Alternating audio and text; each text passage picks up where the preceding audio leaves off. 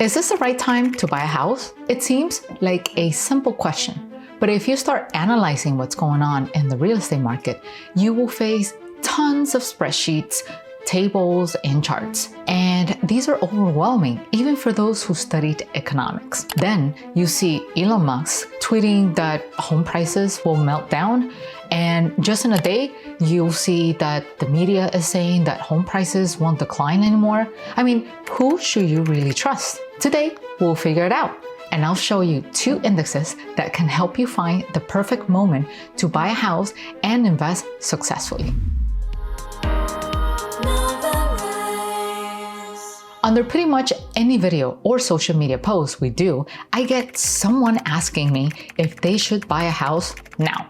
And I understand why you're hesitating. I mean, the fear, it's pretty obvious given that everywhere we turn, we hear someone talking about the upcoming recession. And that's scary because it means a recession is coming down the pike. Then on the next day, you see everyone speculating on the US debt default. Default is a disaster. Then the day after that, more and more media tell stories about the slowing economy. The totality of data are telling us that we are slowing down. And on top of that, we get so many contradicting opinions from different experts, social media, and the news. So in the end, it is no surprise that we have more questions than answers. Of course, many factors influence the real estate market, and you've heard of them: interest rates, economic growth, demand versus supply, etc.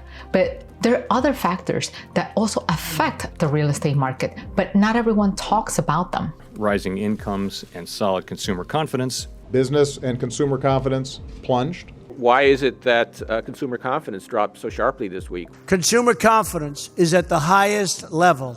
Okay, so we hear politicians and economists talk about consumer confidence, but in the end, it's nothing more than a feeling and an emotion. So why would the government and investors care so much about the mood of Americans? When we think about the economy, the first thing that comes to mind are stock markets, giant corporations, and international trade. Yet the economy isn't only about that. In fact, that is a relatively small part of the economy. Even though it sounds surprising, you can check it out for yourself. This is the American GDP in 2022, a total of over $25.46 trillion. The Bureau of Economic Analysis, BEA, divides it into 4 main components. The first one is gross private domestic investment.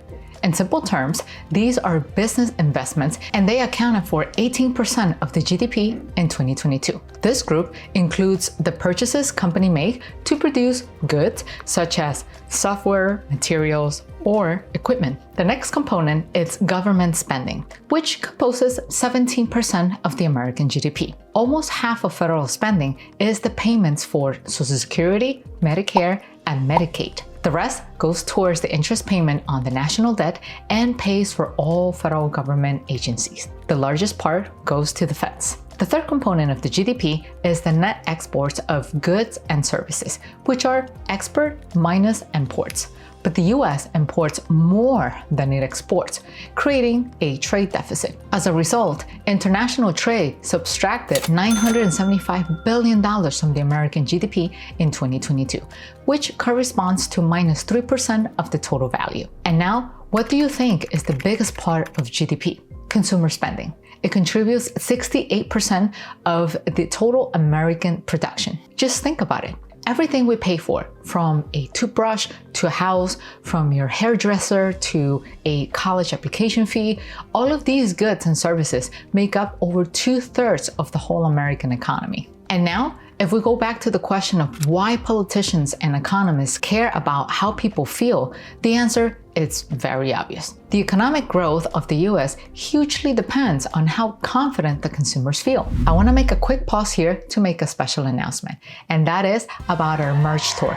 It has officially launched, and in there, you're going to be able to find t-shirts, notebooks, anything that you like that represents the NOVARISE brand.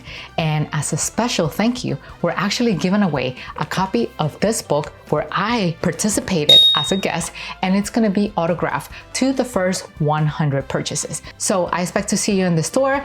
The first 100 purchases will have this book autographed by me, and let's get back to the video. The first person who took the connection between psychology and economics seriously was George Katona. He believed that the influence of consumer spending and savings decisions define many economic trends.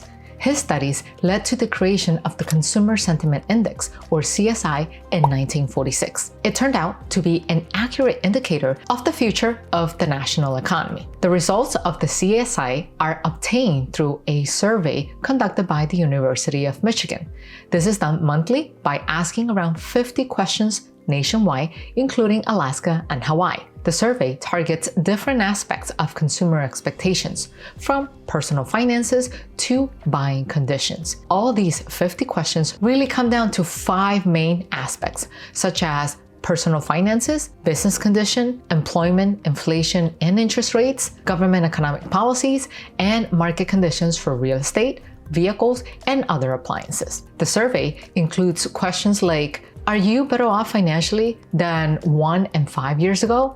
Do you think there will be more unemployment in a year from now? Do you think now is a good time to sell a house? And so on. I don't know about you, but I find these questions to be too generic and simplistic to actually determine the course of the economy in a country.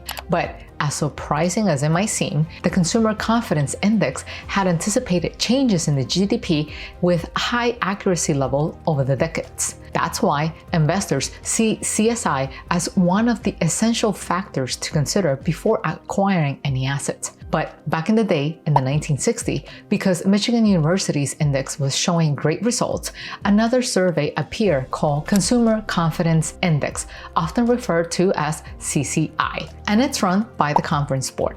The CCI remained as another essential economic indicator today. In their survey, researchers only asked 5 questions to find out whether Americans feel positive, negative, or neutral about the following: current business conditions for the next 6 months, current employment conditions for the next 6 months, total family income expectations for the next 6 months. So what's the difference between these two indexes, and how can they help you predict market tendencies? The Consumer Sentiment Index is the analysis of around 600 interviews, while the Consumer Confidence Index survey is sent to 5,000 households and around 3,500 respond to the questionnaire. The CCI has a larger sample of participants but only 5 detailed questions, while the Consumer Sentiment Index is based on around 50 questions. Both surveys are performed monthly and nationwide. For the sentiment survey,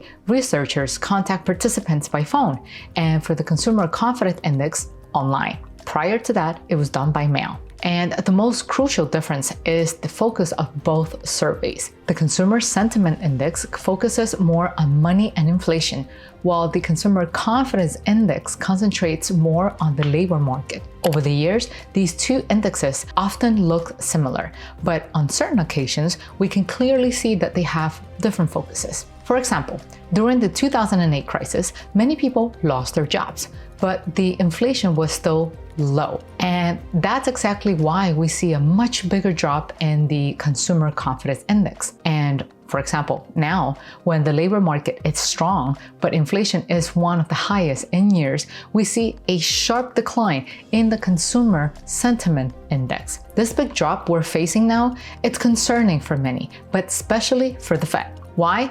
Well, if we take a closer look at this graph, we'll see that pretty much every big and steady decline in consumer confidence led to a recession. That's why now, besides fighting inflation, the government, the Fed, and the Treasury are all trying to convince people that the situation is under control. Our economy remains resilient. The U.S. economy is very strong, performing very well. Yes, our economy is strong as hell. I mean, why do you need to track these indices if you want to buy a house? Because they will show you the future trend of whether the economy is going to slow down or continue growing. Both of these things will influence housing prices and its supply. A process like this is called a ripple or a domino effect. And here's how it works. Imagine if consumers you and I, don't feel confident in the current economic situation, what do you think they will do? The majority will definitely review their spending and be much more careful with their investments. And as a result, the demand for real estate and its price will likely go down. And vice versa. The more confident people are, the more likely they are to spend.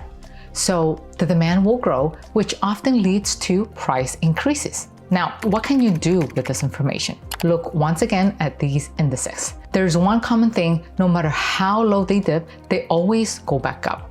So next time you notice that most consumers are unsure about whether they should or should not buy a home, that might be your big chance to get real estate at the right price with less competition. Remember that prices might decrease together with consumer confidence.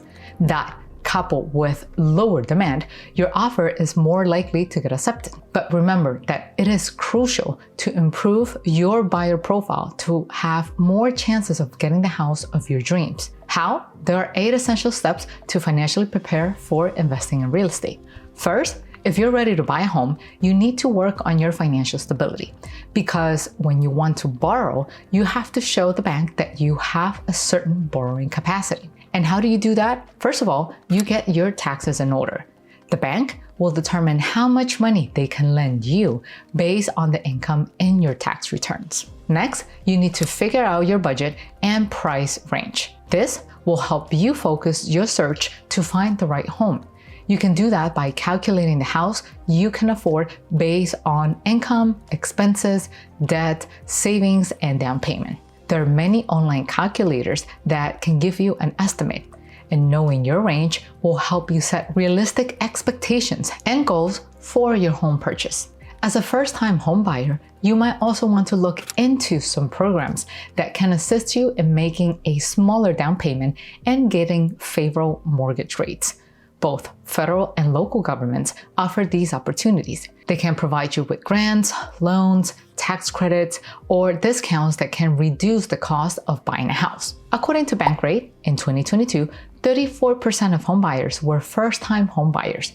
That's why there are many different programs that you can try to qualify for. And if you're looking for more information about these programs, here's a video where you can learn more about the subject, and make sure you check it out after you're done with this episode. Another important step is to estimate how much money you need for the down payment and closing costs. These are upfront costs that you have to pay when you're buying a house. You can define how much money you need based on the price of the house, the type of mortgage, the interest rate, the loan terms, and the fees and taxes involved. Then you can create a savings plan to help you reach your target amount within the shortest time frame. One of the best ways to increase your chances of getting approved for a mortgage and obtaining the lower interest rate is to improve your credit score, as it reflects your credit history and behavior. You can work on your credit score by paying your bills and credit card balances on time, avoiding new debt applications prior to qualifying for a mortgage, and disputing any errors on your credit report. For more details on how to improve your credit,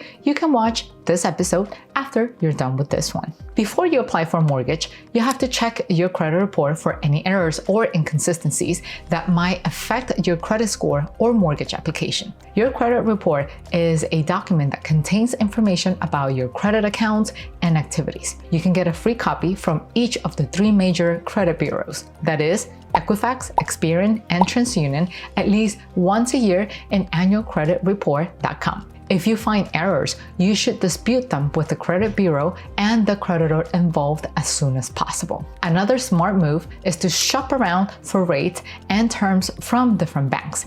This will help you find the best deal for your budget and financial situation. This will allow you to compare their offers based on their interest rates, fees, points, closing costs, loan types, loan terms, and other features. According to Rocket Mortgage, only 11% of home buyers from 23 to 31 and another 11% from 32 to 41 contacted a bank or mortgage lender as their first steps in their home buying process. This means that many buyers could be missing out on better deals by not shopping around. The last step is to get a pre-approval letter from a bank or mortgage lender. This will show realtors and sellers that you're serious and financially capable of buying a house. To get a pre-approval letter, you need to provide proof of your income, asset, debt, and credit score. Then you can use this letter as leverage when negotiating with realtors and sellers. And if you follow these 8 steps and monitor the market based on the consumer sentiment and confidence indexes, you could be ahead of lots of potential buyers. Sometimes the moments of uncertainty might give you a chance to negotiate better prices, get fewer buyers competing for a house, and discover some hidden gems. Do you know someone who's thinking of getting a house? Share this video with them to make their dream come true. See you in the next video. Bye-bye.